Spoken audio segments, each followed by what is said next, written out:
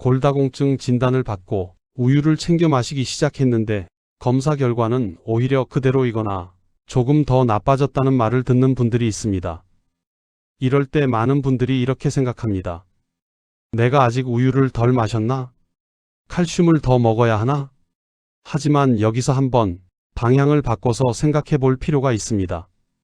우유를 마시는데도 골밀도가 떨어진다면 문제는 칼슘의 양이 아니라 뼈가 회복되는 조건일 가능성이 큽니다. 골다공증은 갑자기 생기는 병이 아닙니다. 그리고 갑자기 낫는 병도 아닙니다.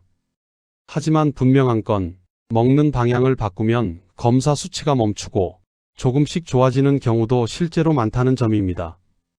왜 우유만으로는 부족한지, 그리고 우유보다 뼈를 더 빨리 살리는 데 도움이 되는 다른 음식들이 무엇인지 차분하게 짚어보려 합니다. 골다공증 이야기가 나오면 가장 먼저 떠오르는 음식은 대부분 우유입니다. 칼슘이 많고 뼈에 좋다고 오래전부터 알려졌고 의사에게서도 칼슘은 꾸준히 챙기세요 라는 말을 한 번쯤은 들어보셨을 겁니다. 그래서 진단을 받고 나면 식탁에 가장 먼저 올라오는 것도 우유입니다. 아침에 한 컵, 저녁에 한 컵, 유당이 부담되면 저지방이나 무유당 우유로 바꾸기도 합니다. 그런데 몇 달 뒤 혹은 1년 뒤 다시 골밀도 검사를 해보면 기대했던 만큼의 변화가 없는 경우가 적지 않습니다. 이때 많은 분들이 괜히 더 불안해집니다. 내 몸이 너무 나쁜 건가? 이제 음식으로는 안 되는 건가? 하지만 이 지점에서 꼭 짚고 넘어가야 할 사실이 하나 있습니다. 골다공증은 칼슘이 없어서 생기는 병이 아니라 칼슘이 제대로 쓰이지 못하는 상태에서 진행되는 병이라는 점입니다. 뼈는 단순히 재료를 넣는다고 바로 단단해지지 않습니다. 흡수되어야 하고 뼈에 붙어야 하고 다시 만들어지는 과정이 함께 돌아가야 합니다. 이 중에서 하나라도 어긋나 있으면 아무리 좋은 재료를 넣어도 뼈는 그대로이거나 계속 약해질 수 있습니다. 특히 중노년층에서는 이 구조가 쉽게 무너집니다. 햇빛을 덜 쬐면서 비타민 D가 부족해지고 근육량이 줄어들면서 뼈를 자극하는 힘이 약해지고 커피나 짠 음식 같은 생활 습관이 그대로 유지되면 칼슘은 들어와도 붙잡히지 못하고 빠져나갑니다. 그래서 어떤 분들은 우유를 매일 마시는데도 골다공증이 진행되고 어떤 분들은 우유를 많이 마시지 않아도 골밀도가 비교적 안정적으로 유지됩니다. 차이는 의지나 노력의 문제가 아니라 뼈가 회복되는 조건을 식단에서 얼마나 맞추고 있는가에 있습니다. 우유 하나에만 기대고 있다면 왜 한계가 생길 수 있는지, 그리고 실제로 골다공증 관리에서 우유보다 더 중요한 역할을 하는 다른 음식들이 무엇인지 순서대로 살펴보겠습니다. 골다공증은 시간이 걸리는 병이지만 방향을 바꾸면 분명히 멈추고 조금씩 좋아질 수 있는 병이기도 합니다. 골다공증을 이야기할 때 우리는 너무 오래 한 가지 질문에만 매달려 왔습니다. 칼슘이 부족한가? 그래서 해결도 늘 비슷했습니다. 우유를 더 마시고 칼슘을 더 챙기고 양을 늘리는 방향으로 갔습니다. 하지만 이 접근에는 결정적인 맹점이 있습니다. 골다공증은 재료가 모자라서 생기는 문제가 아니라 재료가 제대로 쓰이지 않는 상태에서 서서히 진행되는 문제라는 점입니다. 뼈는 한번 만들어지면 끝나는 조직이 아닙니다. 매일 조금씩 깎이고 매일 조금씩 다시 만들어집니다. 이 균형이 깨질 때 골밀도는 떨어집니다. 문제는 칼슘을 충분히 먹고 있어도 이 균형이 회복되지 않는 경우가 생각보다 많다는 사실입니다. 이유는 간단합니다. 뼈를 만드는 과정에는 칼슘 말고도 여러 단계가 필요하기 때문입니다. 첫째, 흡수입니다. 칼슘이 장에서 흡수되지 않으면 아무리 많이 먹어도 몸 안으로 들어오지 않습니다. 둘째, 고정입니다. 흡수된 칼슘이 뼈에 제대로 붙잡히지 않으면 다시 빠져나갑니다. 마지막은 재생입니다. 뼈를 새로 만드는 세포가 제 역할을 하지 못하면 깎이는 속도를 따라잡지 못합니다. 이 세 가지 중 하나라도 어긋나 있으면 결과는 같습니다. 골밀도는 유지되지 않습니다. 그래서 이런 일이 생깁니다. 우유를 꾸준히 마시는데도 검사 결과는 정체되어 있고 어떤 경우에는 조금씩 더 나빠집니다. 이건 노력이 부족해서도 아니고 의지가 약해서도 아닙니다. 구조가 맞지 않았을 뿐입니다. 특히 중노년층에서는 이 구조가 쉽게 흔들립니다. 비타민 D가 부족해지면 흡수가 떨어지고 근육 사용이 줄어들면 뼈를 자극하는 힘이 약해지고 염분이나 카페인 섭취가 많으면 붙잡아둔 칼슘이 빠져나갑니다. 이 상태에서 칼슘만 더 넣는 건 구멍난 통에 물을 붓는 것과 비슷합니다. 그래서 골다공증 관리에서 중요한 질문은 얼마나 더 먹을까가 아니라 뼈가 다시 만들어질 수 있는 조건이 지금 갖춰져 있는가입니다. 이 조건이 맞기 시작하면 검사 수치가 갑자기 좋아지지는 않더라도 적어도 떨어지던 속도는 멈추고 시간을 두고 조금씩 회복되는 방향으로 움직입니다. 이게 바로 많은 사람들이 체감하는 음식을 바꾸니 낫기 시작했다는 변화의 실제 모습입니다. 골다공증은 단기간에 뒤집는 병이 아닙니다. 하지만 구조를 바로잡으면 분명히 방향은 바뀝니다. 이제부터는 그 구조를 어떻게 만들 것인지, 그리고 왜 우유만으로는 이 구조가 완성되지 않는지를 차분히 살펴보겠습니다. 먼저 분명히 해야 할 게 있습니다. 우유가 나쁜 음식이라는 이야기는 아닙니다. 우유는 칼슘을 공급하는 데 분명한 역할이 있습니다. 문제는 우유 하나로 골다공증이 좋아질 거라고 기대하는 순간부터 생깁니다. 우유는 뼈의 재료 중 일부를 담당할 뿐입니다. 하지만 골다공증은 재료 하나로 해결되는 문제가 아닙니다. 우유의 한계는 칼슘의 질이 아니라 작용 범위에 있습니다. 첫째, 우유의 칼슘은 흡수 조건에 크게 영향을 받습니다. 비타민 D가 부족하면 흡수율은 급격히 떨어집니다. 실내 생활이 많고 햇빛 노출이 적은 중노년층에서는 이 문제가 흔합니다. 이 경우 우유를 마셔도 들어오는 칼슘은 제한적입니다. 둘째, 흡수된 칼슘이 뼈에 오래 머무르지 못하는 경우가 많습니다. 염분 섭취가 많거나 커피를 자주 마시거나 단백질 섭취가 불균형하면 칼슘은 쉽게 빠져나갑니다. 즉, 들어오기는 했지만 붙잡히지 못하는 상태입니다. 셋째, 우유는 뼈를 새로 만드는 과정에는 직접적인 영향을 거의 주지 못합니다. 골다공증에서는 깎이는 속도를 늦추고 다시 만드는 쪽을 동시에 키워야 하는데 우유는 이 두 가지를 혼자 감당할 수 없습니다. 그래서 이런 결과가 나옵니다. 우유를 꾸준히 마셨는데도 골밀도는 그대로이거나 조금씩 감소합니다. 이건 실패가 아닙니다. 기대가 과했을 뿐입니다. 우유는 골다공증 관리에서 기본 재료이지 해결책은 아닙니다. 기본만으로는 이미 무너진 구조를 다시 세우기 어렵습니다.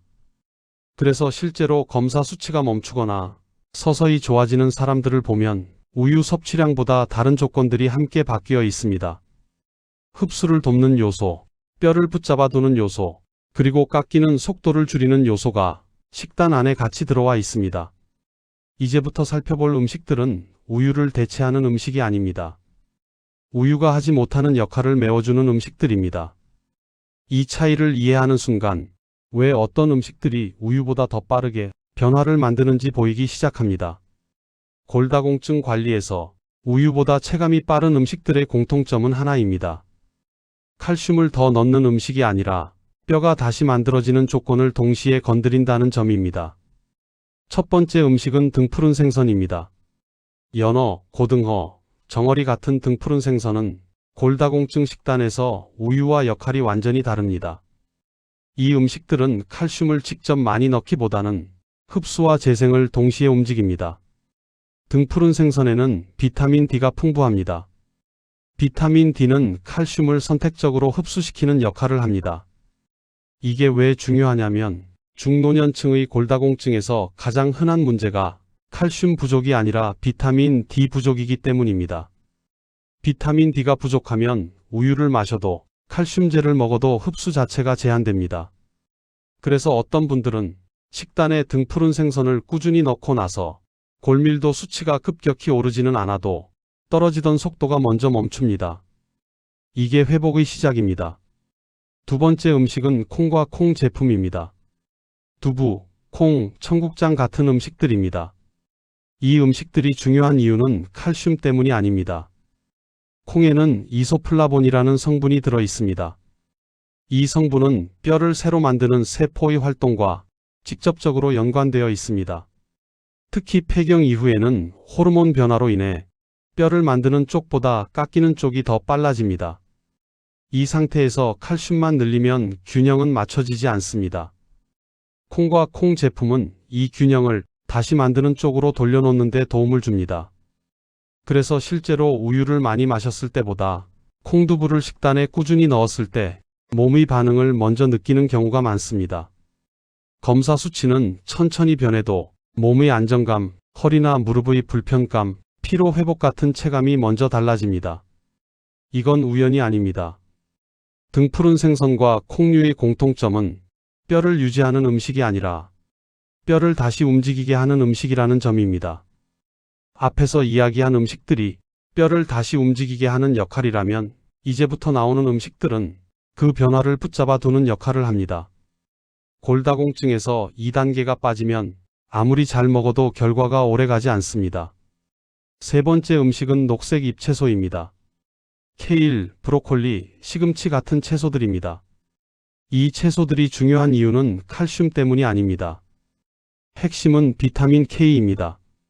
비타민 K는 흡수된 칼슘을 뼈 안에 고정시키는 역할을 합니다.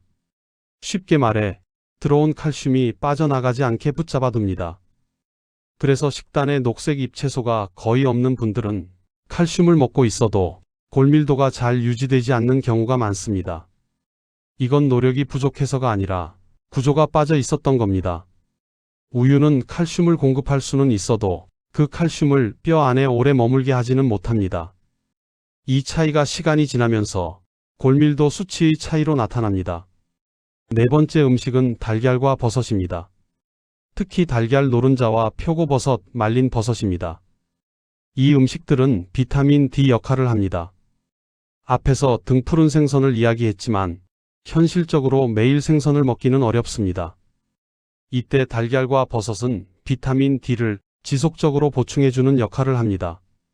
비타민 D가 일정하게 유지되면 칼슘 흡수와 고정이 함께 안정됩니다. 그래서 이 조합이 중요합니다. 등푸른 생선은 흡수를 시작하고 녹색 잎채소는 고정과 유지를 해주고 달걀 버섯은 흡수 조건을 유지시켜줍니다.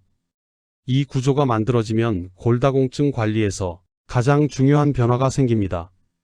골밀도가 갑자기 오르지는 않아도 떨어지던 흐름이 멈춥니다. 많은 분들이 이 시점을 지나치기 쉽습니다. 아직 좋아진 것 같지 않다고 느끼지만 사실은 그때부터 방향이 바뀐 상태입니다. 골다공증은 빠르게 무너지는 병이 아니라 천천히 깎여온 병입니다. 그래서 회복도 조용하게 시작됩니다. 붙잡아 두는 음식이 식단에 들어가기 시작하면 뼈는 더 이상 예전 속도로 무너지지 않습니다. 앞에서 이야기한 음식들이 뼈를 만들고 붙잡아 두는 역할이라면 이제 남은 마지막 하나는 뼈가 깎이는 속도를 늦추는 음식입니다. 다섯 번째 음식은 견과류와 올리브 오일입니다. 아몬드, 호두, 그리고 올리브 오일입니다. 이 음식들이 중요한 이유는 칼슘이나 비타민 때문이 아닙니다. 핵심은 염증과 손실 속도입니다. 골다공증은 뼈가 안 만들어져서만 생기는 병이 아닙니다. 이미 만들어진 뼈가 너무 빠르게 깎이기 때문에 진행되는 병입니다. 이 과정에는 만성 염증과 산화 스트레스가 깊이 관여합니다. 견과류와 올리브 오일은 이 염증 반응을 완화하는 데 도움을 줍니다. 그래서 뼈가 한번 만들어지면 그 상태를 더 오래 유지할 수 있게 됩니다. 많은 분들이 뼈에 좋은 음식이라고 하면 무언가를 더 먹으려 합니다. 하지만 실제로는 덜 깎이게 만드는 게 더 먼저인 경우도 많습니다. 이 지점에서 반드시 같이 봐야 할 것들이 있습니다. 아무리 좋은 음식을 먹어도 아래 습관이 그대로라면 골다공증은 멈추지 않습니다. 첫째, 카페인 과다입니다. 커피를 하루 여러 잔 마시면 칼슘 배출이 늘어납니다. 완전히 끊을 필요는 없지만 줄이지 않으면 먹는 만큼 빠져나갑니다. 둘째, 염분 섭취입니다. 짜게 먹는 식습관은 칼슘을 붙잡아 두지 못하게 만듭니다. 특히 국물 위주의 식사는 골다공증 관리에 불리합니다. 셋째, 탄산음료와 가공식품입니다. 이 음식들은 뼈의 대사를 방해하고 염증 반응을 키웁니다. 이 세 가지는 우유보다 훨씬 직접적으로 골밀도에 영향을 줍니다. 그래서 실제로 음식을 바꿔도 생활 습관을 그대로 두면 효과가 잘 느껴지지 않습니다. 골다공증이 먹어도 안 낫는 병처럼 느껴지는 이유는 대부분 이 지점에 있습니다. 뼈를 만드는 음식, 붙잡아 두는 음식, 그리고 깎이는 속도를 늦추는 음식, 이 세 가지가 함께 작동해야 비로소 변화가 시작됩니다. 여기까지 오면 이런 질문이 자연스럽게 나옵니다. 그래서 뭘 어떻게 먹어야 하느냐? 골다공증 식단에서 가장 흔한 실패는 좋은 음식만 골라놓고 조합과 순서를 놓치는 것입니다. 이건 무엇을 먹느냐의 문제가 아니라 어떤 구조로 먹느냐의 문제입니다. 먼저 기준부터 분명히 해야 합니다. 골다공증 관리 식단은 하루 이틀로 끝나는 식단이 아닙니다. 꾸준히 유지할 수 있어야 의미가 있습니다. 그래서 기본은 다음 세 가지입니다. 첫째, 매일 흡수 조건을 만든다. 비타민 D가 포함된 음식은 하루 단위로 들어가야 합니다. 등푸른 생선이 어렵다면 달걀이나 버섯이라도 식단에 포함되어야 합니다. 이게 빠지면 아무리 다른 걸 잘 챙겨도 흡수가 따라오지 않습니다. 둘째, 붙잡아 두는 요소를 함께 먹는다. 녹색 잎채소는 특별한 음식이 아닙니다. 반찬 한 가지로도 충분합니다. 중요한 건 칼슘이 들어오는 식사에 비타민 K가 같이 있느냐입니다. 이 조합이 만들어지지 않으면 골밀도는 쉽게 유지되지 않습니다. 셋째, 손실 속도를 줄이는 습관을 만든다. 견과류나 올리브 오일은 많이 먹을 필요가 없습니다.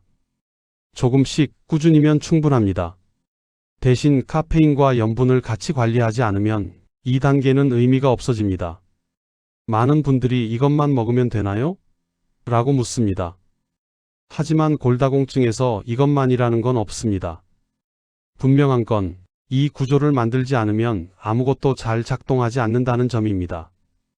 그래서 실제로 좋아지는 분들의 공통점은 특별한 음식을 먹어서가 아니라 이 기본 구조를 식단 안에 안정적으로 만들어 놓았다는 점입니다.